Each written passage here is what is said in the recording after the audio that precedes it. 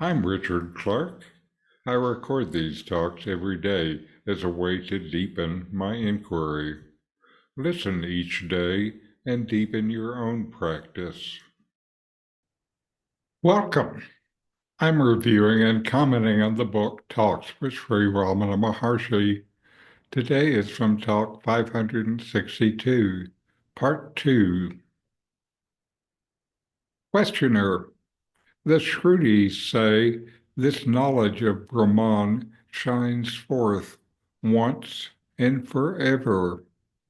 Maharshi, they refer to the permanent realization, not to the glimpse. Questioner, how is it possible that a man forgets his very experience and falls back into ignorance?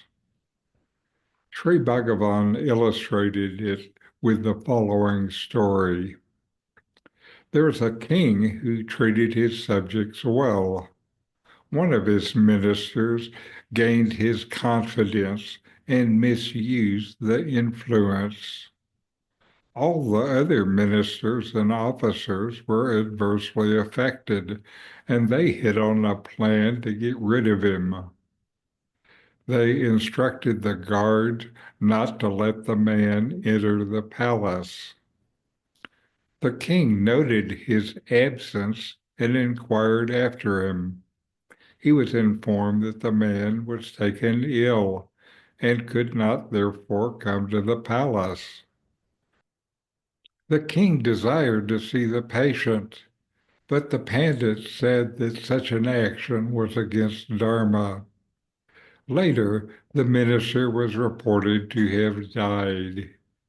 The king was very sorry when he heard the news. The arrogant minister was kept informed of all the happenings by spies of his own. He tried to foil the other ministers. He waited for the king to come out of the palace so he might report himself to the king. On one occasion, he climbed up a tree, hid himself among the branches, and awaited the king. The king came out that night in the palanquin, and the man in hiding jumped down in front of the palanquin and shouted his identity. The companion of the king was equally resourceful. He at once took out a handful of sacred ashes, vibhuti, from his packet and scattered it in the air, so the king was obliged to close his eyes. The companion shouted victory, high, to the king and ordered the band to play, so the other man's shout was drowned in the noise. He also ordered the palanquin bearers to move fast, and he himself sang incantations to keep off evil spirits. The king was thus left under the impression that the dead man's ghost was playing pranks with him. The disappointed man became desperate and retired into the forest for tapas, austerities. After a long time, the king happened to go hunting.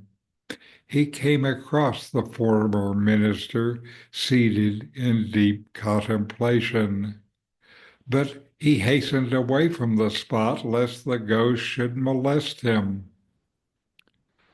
The moral of the story is that even though the man was seen in flesh and blood, yet the wrong notion that he was a ghost prevented right values being taken. So it is with a forced realization of the self.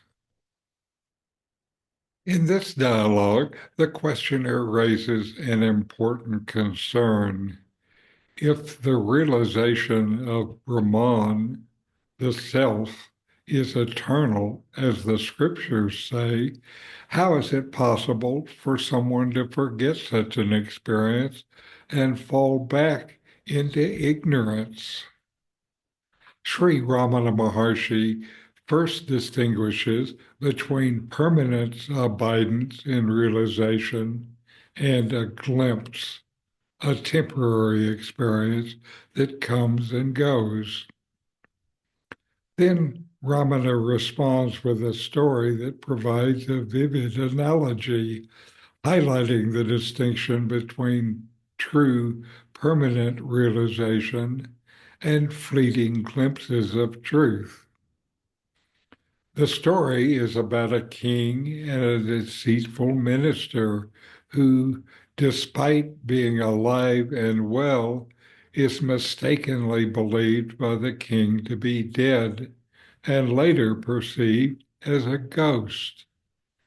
The minister then attempts to reveal his true identity, but his efforts are thwarted by the king's companion, who creates noise and confusion, reinforcing the king's false belief. Even when the minister later devotes himself to austerities and is seen again by the king's deeply ingrained notion of him as a ghost prevents recognition of the truth.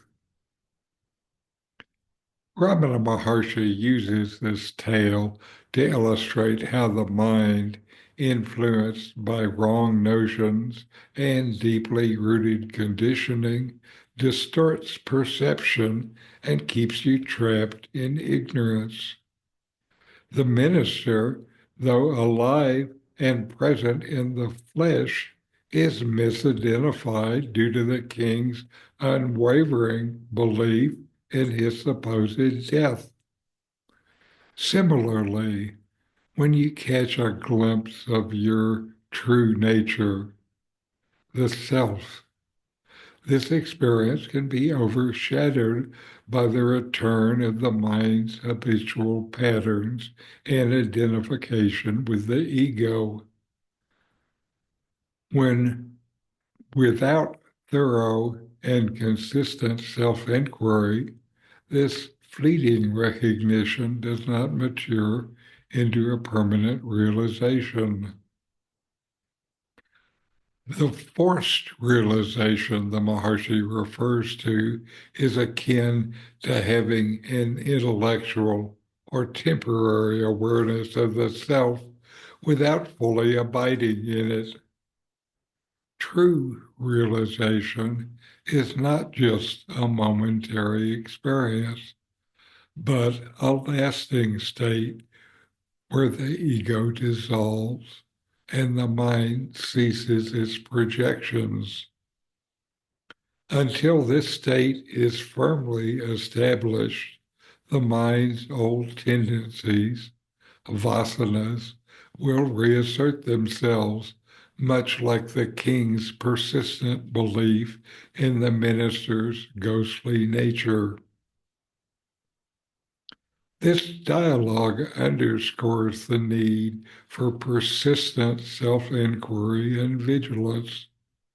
Just as the king's mistaken belief shaped his reality, your identification with the ego shapes your experience of life. By questioning these misidentifications and focusing on the I thought, the mind's illusions dissolve, revealing the self as ever present, unchanging, and beyond forgetting.